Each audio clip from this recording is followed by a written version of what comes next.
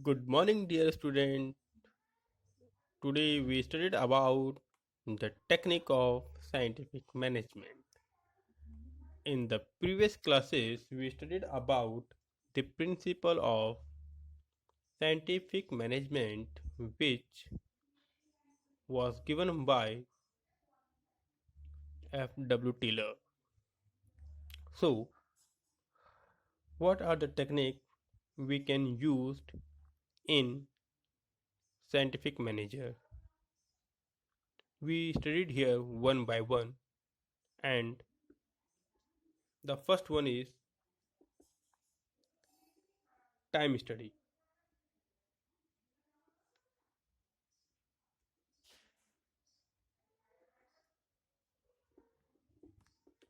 So, it is the technique to determine the standard time taken by a worker or employee of average skills and knowledge to complete the task. So, on the basis of this technique, we find out that one average employee or labor or worker, how much time he has taken to do a task. Now come to the second method. It one is fatigue study.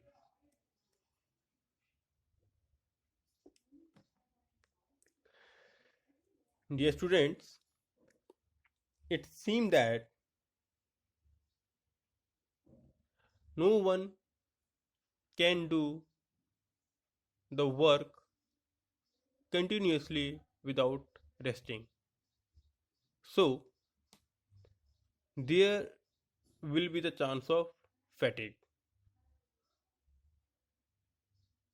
So on the basis of fatigue study, we determine the amount and frequency of rest one's take while completing a task. For example, there are some worker work in a factory and there is a normal time duration is 9 to 5.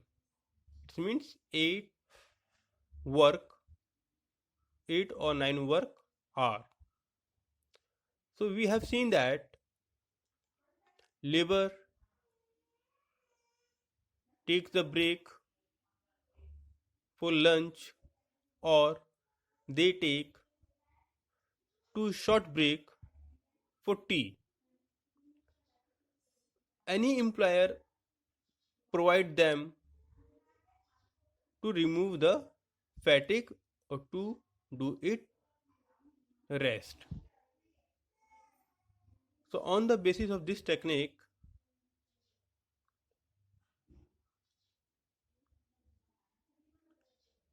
we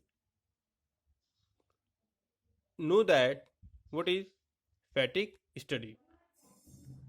Now come to the next point and we called it method study.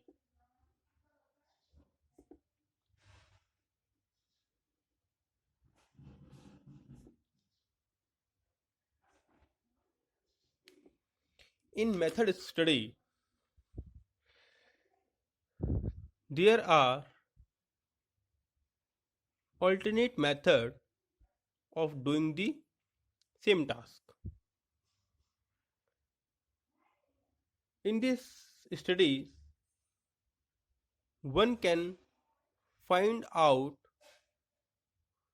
the best method among the various alternatives. It seeks to find out one best way of doing the task. Now, come to the next point of motion study.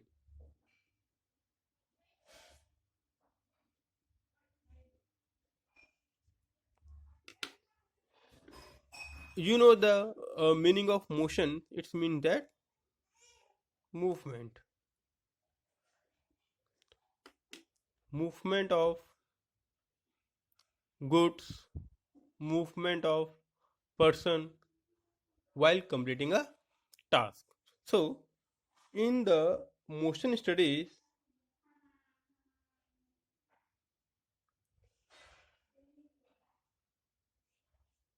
we find out that movement are undertaken while doing a typical job. This help to eliminate unnecessary movement of the product and human being while working, because it is the wastage of time and wastage of money. So, motion studies help to eliminate unnecessary movement so that it take less time to complete the job with full efficiency. Now comes to the next point,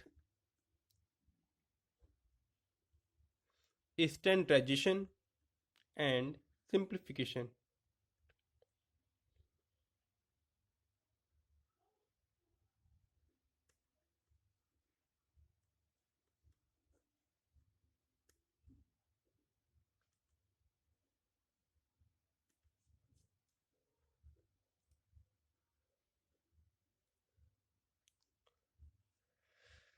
So dear student,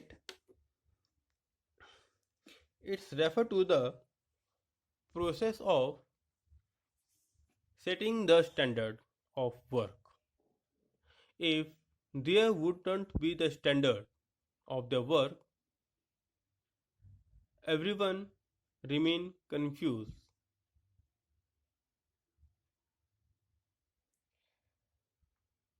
So it said that it is the process of setting standard for every business activities. Many of the times we said that this one is standard size, this one is standard dimension, right? Simplification of work means simplifications don't make the work complex, superfluous. Always do the work in the simple form. And simplification aims at eliminating confusion about the varieties, size, and dimension of the product. Now come to the next point, functional foremanship.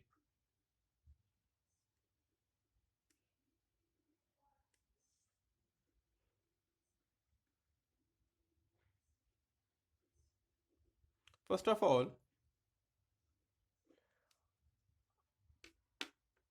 to know the here what is the meaning of foremanship. Actually, foremanship is a person who is the senior most person among the labor, or a senior most person of the lower level, who can communicate and understand the problem of lower level. So, functional foremanship is an extension of the principle of division of work and and specialization to the floor. Each worker is supposed to take order from the foreman in the related process or function of production. We further divided foremanship into 8 parts.